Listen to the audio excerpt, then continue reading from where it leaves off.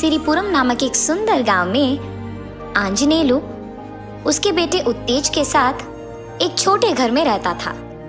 उसका बेटा बहुत ही तेज और बुद्धिमान था, इसीलिए उसकी कक्षा में वो हमेशा पहला आता था। आंजनेलु अंडे का व्यापार करता था। वो अंडे को बेचकर उसके बेटे को पढ़ाता था। एक दिन आंजनेलु साइकिल पे अंडों को लगाकर उन्हें बेचने के लिए निकलता है। अंडे अंडे, एक अंडा सिर्फ 1 रुपए, आइए बाबू आइए। ऐसी उसकी चीखें सुनकर सारे लोग अंडे खरीदने बाहर आते हैं। 1 डजन अंडे दे दो भैया, मुझे भी 1 आधा डजन अंडे दे दो। जी मेम साहब। ऐसे कहकर वो उन अंडों को उन लोगों को बेचता था। ऐसे ही आंजनेलु गली गली घूमकर अंडे बेचते हुए उसके बेटे की पढ़ाई करवाते हुए रहता था और ऐसे बहुत साल बीत जाते हैं। कुछ साल बाद उसके बेटे का पढ़ाई खत्म होता है और पढ़ाई खत्म होने के तुरंत बाद उसको एक अच्छी नौकरी मिलती है। अगर मैं पापा को बताऊंगा कि मुझे नौकरी मिल गई तो वो बहुत खुश होंगे। उनका चेहरा तो देखना ही होगा।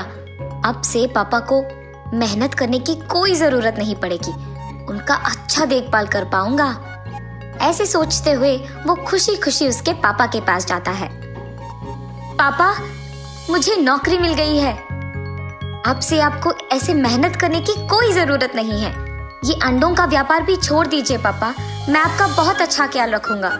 अब हम खुशी खुशी जी सकते हैं। बेटा, तुम्हें नौकरी आई है, इसका मुझे बहुत खुशी है, पर मैं ऐसे कोई काम करे बिना नहीं रह सकता बेटा, इसीलिए तुम अपना नौकरी करो, मैं इन अंडों को बेचते ही रहूंगा। एक दिन आएगा जब मैं कोई भी काम कर नहीं पाऊंगा, तब तुम मेरा ख्याल रख लेना बेटा। अब तो मुझे ऐसे ही रहने दो। अरे, मैंने तो सोचा कि पापा को अब गली गली घूमकर अंडों को ऐसे बेचने की जरूरत नहीं पड़ेगी, पर क्या करूं, वो तो ऐसे कोई काम करे बिना खाली रहना पसंद ही नहीं करते हैं। इसीलिए मुझे नौकरी करते हुए जो भी पैसे आते हैं उन्हें बचाकर मुझे पापा के लिए कुछ बड़ा खरीदना होगा, ताकि उन्हें कभी काम करने की जरूरत ही ना पड़े। ऐसे ही कोई व्यापार शुरू करना होगा मुझे। ठीक है पापा, जो आपकी मर्जी। ये फैसला करके वो नौकरी करते हुए आए हुए पैसों को बचाकर रखता है। ऐसे बहुत दिन बीत जाते हैं। हाँ, अब तक मैंने जो पैसे बचाए हैं, इससे तो मैं एक रेस्टोरेंट ही रख सकता हूँ। ये फैसला करके वो उसके बचत के पैसों से उस गांव में ही बहुत बड़ा रेस्टोरेंट शुरू करता है। इतने नए और बड़े रेस्टोरेंट को देख उस गांव के सारे लोग उस रेस्टोरेंट को जाना शुरू करते हैं। उतने सारे लोगों से भीड़ित उस रेस्टोरेंट को देख उत्तेज बहुत खुश होता है। अरे, रेस्टोरेंट में तो बहुत सारे लोग आ रहे हैं। यही वक्त है, मैं ये रेस्टोरेंट पापा को दिखाऊंगा और उन्हें बताऊंगा कि इस रेस्टोरेंट का मालिक वही होंगे। ये सुनकर तो वो बहुत खुश होंगे। ये फैसला करके वो उसके पापा के पास जा ही रहा था कि रास्ते में उसके पापा अंडों को बेचते हुए दिख जाते हैं। उनके पास जाकर कहता है, पापा मेरे साथ आइए ना एक बार, मुझे आपको कुछ दिखाना है। बेटा, अभी मैं कहीं नहीं आऊंगा। सुबह से मैंने एक भी अंडा नहीं बेचा है। मैं एक तो अंडा बेचकर घर आऊंगा, तुम जाओ बेटा। ऐसे वो दोनों बात कर ही रहे थे कि अचानक एक बड़े महंगी गाड़ी में एक औरत वहां आती है। सुनिए, अंडे कितने में मिलेंगे? 1 अंडा 5 रुपए का है जी। 6 अंडों को अगर 25 रुपए में दोगे तो मैं ले लूंगी, वरना एक भी अंडा यहाँ से नहीं लूंगी। अरे मेम साहब, सुबह से तो मेरा कोई भी अंडा नहीं बिका और आप कह रहे हो कि 6 अंडे 25 में ले लोगे, तो ले लीजिए ना। हा हा हा, इसके पास तो मैंने 1 अंडे का दाम कम करके 6 अंडे लिया है। ऐसे वो खुश होकर अंडे लेकर वहां से चले जाती है। पापा, अब तो आपने बेच दिया ना, चलिए मेरे साथ। वो उसके पापा को उसके रेस्टोरेंट ले जाकर उन्हें वहां बिठाता है। बेटा, ये मुझे कहाँ लेके आए हो तुम?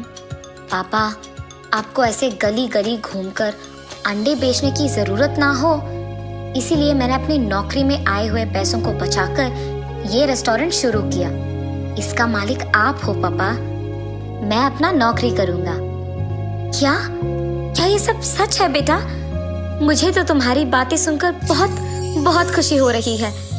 तुमने मेरे लिए ये रेस्टोरेंट लगाया? हाँ पापा, ये सब आप ही का है। चलो सबसे पहले हम आपकी मनपसंद खाना खाएंगे।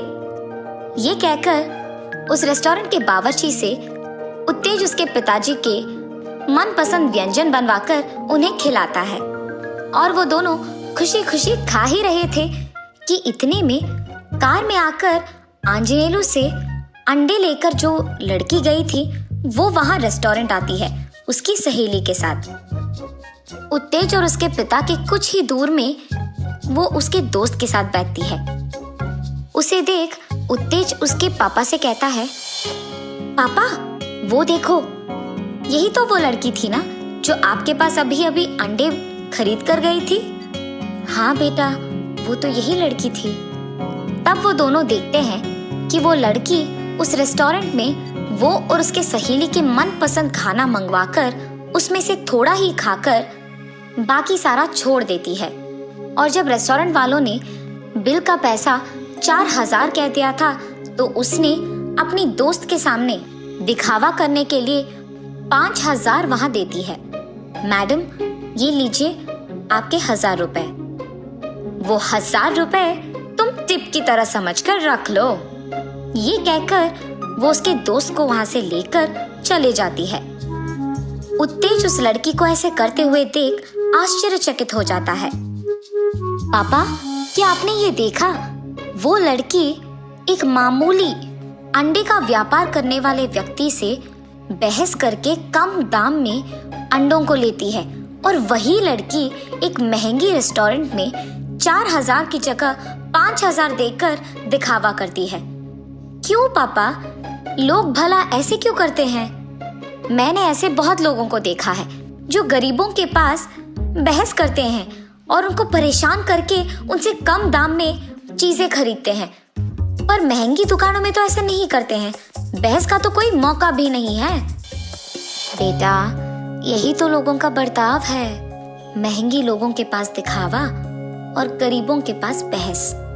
जिन लोगों के पास पहले से ही सब कुछ है उन्हें और पैसा देते हैं और दिखावा करते हैं, और जिनके पास कुछ भी नहीं है, जो रोटी सब्जी के लिए लड़ते हैं, उनके पास बहस करते हैं और उनको ऐसा लगता है कि वो उन्होंने जीत लिया है। तुम ऐसा कभी मत करना बेटा। पापा, ना ही मैं ऐसे करूंगा और ना ही अपने दोस्तों को करने दूंगा। आपके अंडों को इसी रेस्टोरेंट में उपयोग कीजिए और यहाँ का मालिक बन जाइए। पापा, आप ही इसका देखभाल कीजिए। जरूर करूंगा बेटा। तब से उत्तेज के पिता आंजनेलू उस रेस्टोरेंट का ख्याल रखते हुए और उत्तेज उसके नौकरी करते हुए खुश रहते हैं। वो इस बात का भी ध्यान रखते हैं कि अगर कोई मामूली के पास गए हैं तो बहस नहीं करना है। सबके व्यापार को प्रोत्साहित करते हुए वो खुश रहते हैं और सभी को खुश रखते हैं। एक गांव की एक छोटी सी घर में मधुकर नामक एक आदमी रहता था। वो गन्ने की रस बना के बेचता था। मधुकर को बहुत मेहनत करके काम करने की मानसिकता था। एक दिन मधुकर गन्ने की रस बना के बेच रहा था। तब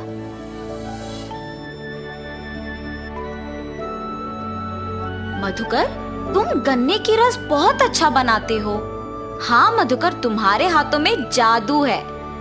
ऐसे गन्ने की रस पीते मधुकर की प्रशंसा करते थे लोग। मुझे आलसी ना होके मेरे गन्ने की रस के बारे में सबको पता चलने के लिए अच्छा और स्वादिष्ट रहने वाली गन्ने की रस बनाना होगा। ऐसे हर रोज वो और स्वादिष्ट गन्ने की रस बनाने का प्रयत्न करता था। वो दिन प्रतिदिन स्वादिष्ट और ताजा गन्ने की रस बनाने के कारण उस गांव में बहुत प्रसिद्ध था।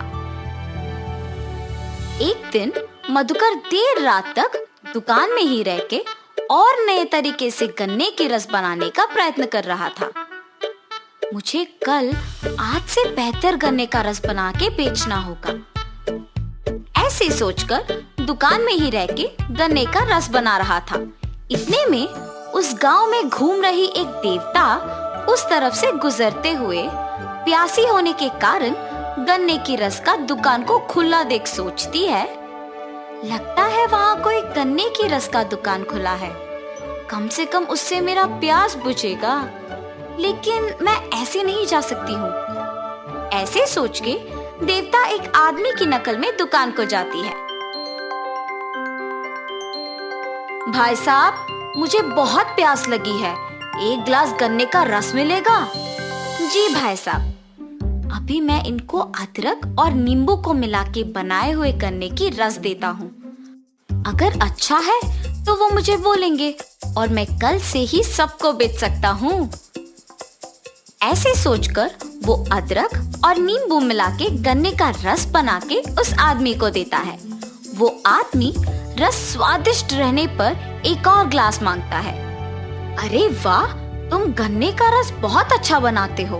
अगर तुम हर रोज इसी वक्त पे अपना दुकान खुला रखते हो तो मैं आकर गन्ने का रस पी के चला जाऊंगा। मेरे पास पैसे नहीं हैं। ऐसे कहकर मधुकर को स्वादिष्ट गन्ने का रस बनाने के लिए एक बैग देकर चला जाता है। मधुकर उस बैग को जब खोल के देखता है तो उसमें सोने को देख खुश होता है। मुझे हर रोज इस समय तक दुकान को खुला रखना होगा, तभी मैं और पैसे कमा पाऊंगा। ऐसे हर दिन वो उस आदमी के आके रस पीने तक दुकान खुला रखता था। वो देवता एक आदमी के नकल में हर रोज आके रस पी के उसे एक सोने का बैग देके चली जाती थी। मधुकर हर सुबह ज्यादा मेहनत करके गन्ने का रस बना के उसे बेच के मिलने के पैसे से ज्यादा उसे शाम में उस आदमी के एक गिलास पीने से कमा रहा था। और इस वजह से वो दिन पूरा मेहनत करने के बजाय सिर्फ शाम में ही दुकान खोलने का फैसला लेता है। मुझे हर रोज सुबह गन्ने का रस बना के बेचने की जरूरत नहीं है। अब से सिर्फ उस आदमी के आने के समय पर दुकान खोल के स्वादिष्ट गन्ने का रस बना के उन्हें देना है बस। उनके दिए हुए सोने से मैं आराम से जी सकता हूँ। ऐसे सोचकर मधुकर उस आदमी के आने के समय पर ही दुकान खोलता था। ऐसे उनके दिए हुए सोने से खुशी खुशी जी रहा था। एक दिन मधुकर उसके दोस्त से मिलता है। क्या हुआ मधुकर, आजकल दुकान नहीं खोल रहे हो? कुछ नहीं, व्यापार अच्छा नहीं चल रहा, इसीलिए दुकान नहीं खोल रहा हूँ।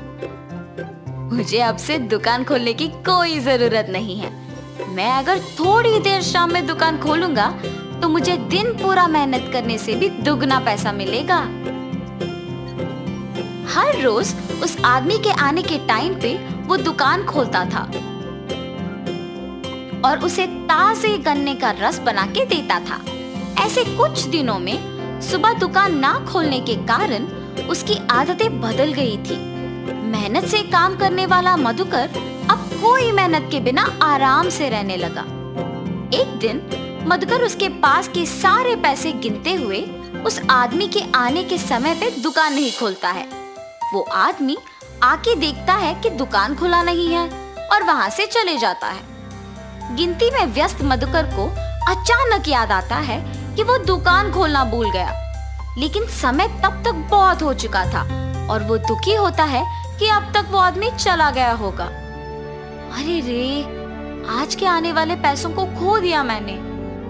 कल मैं उस आदमी के आने के समय से पहले ही दुकान खोल दूंगा।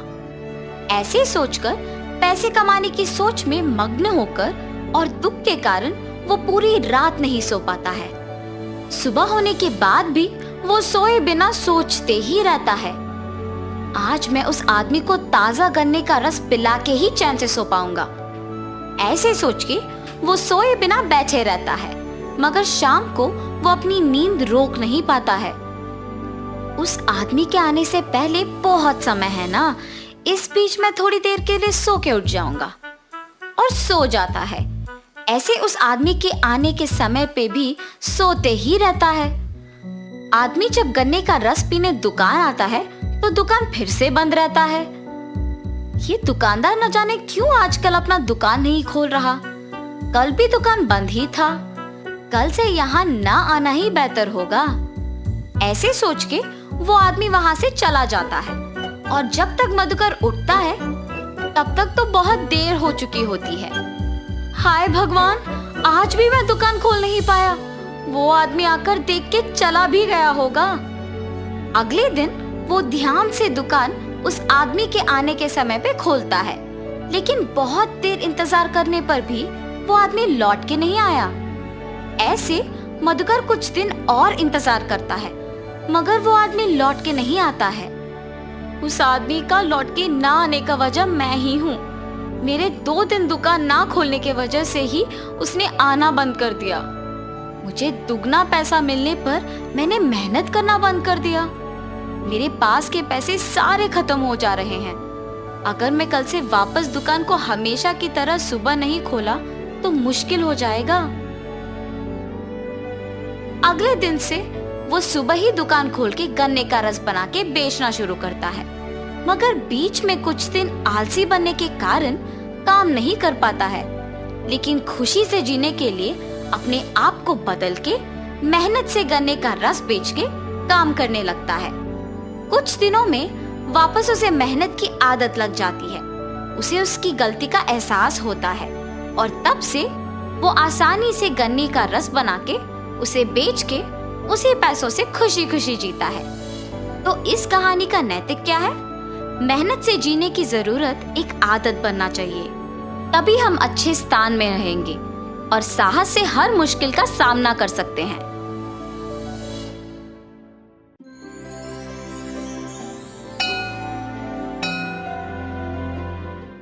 एक बार एक शहर में बंधन नाम का एक ठेकेदार अपने माता पिता के साथ रहता था। लोग उसके काम की बहुत प्रशंसा करते थे। तो इस वजह से धीरे धीरे वो बहुत अहंकारी हो गया।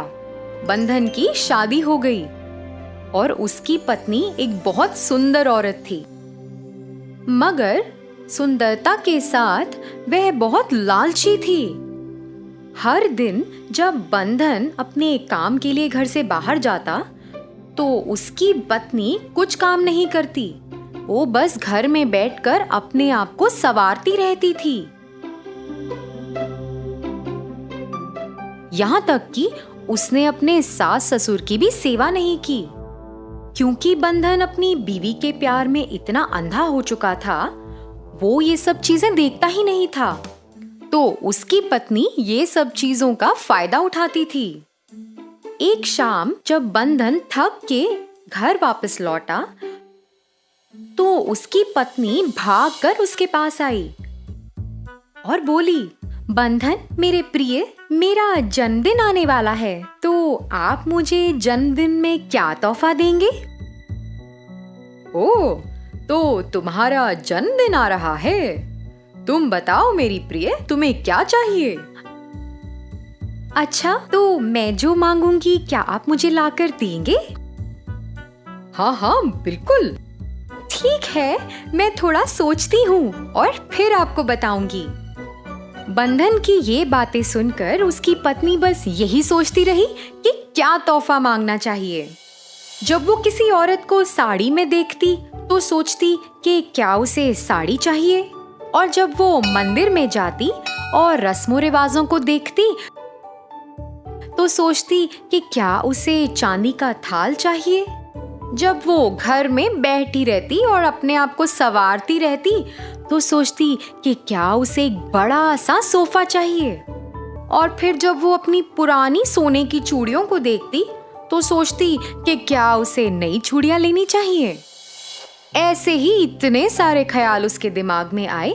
फिर अचानक उसे लगा कि उसे एक हीरों का बड़ा हार मांगना चाहिए। फिर एक दिन शाम के वक्त बंधन काम से घर लौटा। उसकी पत्नी फटाफट बंधन के पास गई और उसे बताया कि उसे क्या चाहिए। बंधन तो उसे देखकर चौंक गया और थोड़े समय तक कुछ बोला ही नहीं। अरे मेरे प्रिय, क्या हुआ? आप चुप क्यों हैं? अरे बताइए ना, आप बोल क्यों नहीं रहे? मेरी प्रिय, क्या तुमने मुझसे हीरों का बड़ा हार मांगा है? हाँ, क्या तुम्हें पता है कि उसका मूल्य कितना होता है? नहीं, मुझे नहीं पता। मुझे नहीं लगता कि वो 10 लाख रुपए से नीचे आता है। हाँ, तो क्या? अरे मगर मेरे पास उतना पैसा नहीं है। मैं इतनी रकम तो 10 घर बनाने के बावजूद भी इकट्ठा नहीं कर सकता। अच्छा, अरे लेकिन मेरे पास एक योजना है। आपको 10 घर बनाने की जरूरत ही नहीं है। मेरे पास एक तरकीब है। आप बस 1 महीने में 5 घर ही बनाइए और उनसे 10 घरों का मूल्य प्राप्त कीजिए। क्या ऐसे कैसे हो सकता है? क्या ये संभव है? हाँ, ये बिल्कुल संभव है। 5 घर बनाने के लिए आपको जितनी भी सामग्री लगती है, जैसे कि मिट्टी, पेंट, लकड़ी, ईंटें, पानी, सीमेंट, आप उतना ही मंगवाइए और रिसीट में और लोगों से दुगना दाम मांगिए। यहाँ तक कि आप अपने पुराने मिस्त्रियों को निकाल दीजिए और नए मिस्त्रियों को रखिए आधे दाम में। तो पैसा तो आप 10 घरों का ही लेंगे, बनाएंगे सिर्फ 5 घर। मगर ऐसा कैसे संभव है? क्या तुम्हें लगता है कि लोग इतने मूर्ख हैं कि उन्हें पता ही नहीं लगेगा? अरे लोग आपकी बातों का पूरा विश्वास करेंगे। उन्हें पता है आप बहुत अच्छे और मेहनती ठेकेदार हैं और आप हमेशा अच्छा काम ही तो करते हैं। बंधन भी अपनी पत्नी की बातों में आ गया, उसमें भी लालच भर गई। इसी तरह बंधन ने इस तरकीब को अपनाया जैसा उसकी पत्नी ने कहा था। उसने पैसों की हेराफेरी करनी शुरू कर दी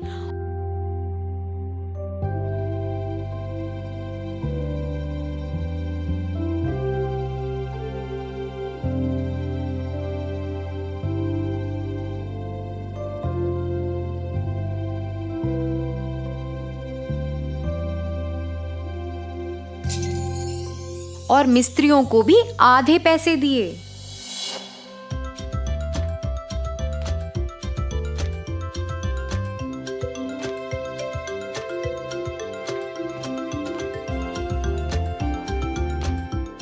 तो ऐसे करते करते उसने 5 घर बना लिए और उसे उन घरों का मूल्य भी मिलने लग गया। बंधन ने हेरा फेरी कर जो पैसे कमाए थे, उनसे वो अपनी पत्नी के लिए एक बड़ा हीरों का हार खरीदने गया।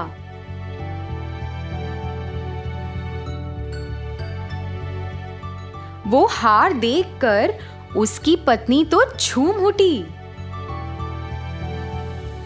मगर ये खुशी बहुत लंबे समय तक नहीं थी। बंधन ने जो घर उस लालची योजना के कारण बनाए थे, वो ठीक नहीं थे। 2 घरों की चट्टानें तो गिर गई थीं और 3 घर तो योजना के मुताबिक बने ही नहीं थे। उन घरों के मालिकों ने आकर खूब हल्ला मचाया। उन्होंने आस पड़ोस में भी बता दिया कि कैसे बंधन एक चोर ठेकेदार है। बंधन ने अपनी अच्छे ठेकेदार होने की पहचान भी गंवा दी। अब कोई उसके पास अपना घर बनवाने नहीं आता था।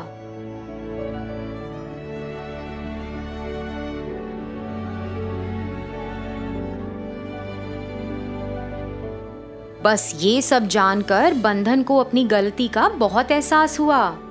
वो अपनी बीवी से बहुत दुखी था और उसने उसे बताया कि जो उसने सोचा था वो बिल्कुल गलत है। उसने ये भी कहा कि सिर्फ बाहरी सुंदरता काफी नहीं होती। बंधन और उसके परिवार वालों को खूब समस्याओं का सामना करना पड़ा। फिर कुछ समय बाद उसकी बीवी वो हीरों के हार को बाजार में ले गई और उसे बेच आई। उसे बेचने से जो उन्हें रकम मिली, उससे उन्होंने अपना घर चलाया। तो बच्चों, इस कहानी से हमें क्या सीख मिलती है? बाहरी सुंदरता महत्वपूर्ण नहीं होती। मन की सुंदरता ही एक अच्छे इंसान की निशानी होती है। इंसान को दयालुता और सच्चाई का रास्ता हमेशा अपनाना चाहिए। धन्यवाद।